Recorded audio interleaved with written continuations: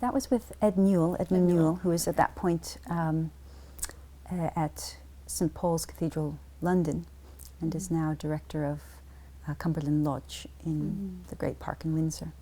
And he's a priest, but he's also the only other priest in the Church of England, at least to my knowledge, who has a doctorate in economics.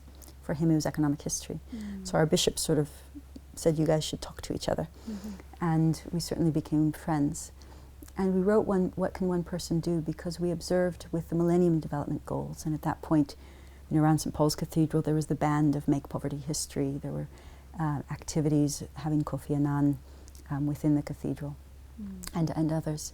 So there were activities around it, and yet so many people felt,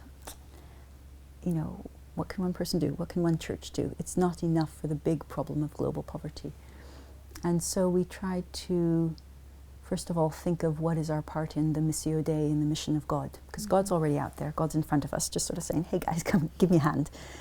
So how can we change our orientation to not seeing it as our mission, but praying to be part of God's mission that God's already undertaking. And we did that with Ian Douglas, now Bishop of Connecticut. And then we looked at some historical times in the anti-slavery or anti-apartheid movement where there had been success in human terms.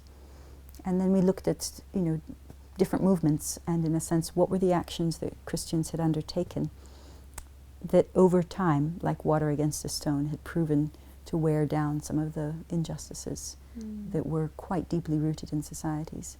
And we were surprised we weren't more innovative. We were surprised that things that we had heard of worked, like writing your MP, doing protests or manifestations or, public actions, praying, building up a relationship, a long-term relationship with a community that involved others in the church. So, a lot of that, or just giving money, which is just giving money, but it really can have an effect if it's well invested in different places.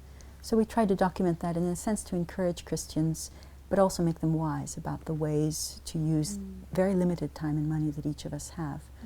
Because most people will not be like me, sort of obsessed with poverty. It'll be something that they do alongside many, many other important things. So how can they make that bit of their life have the highest impact?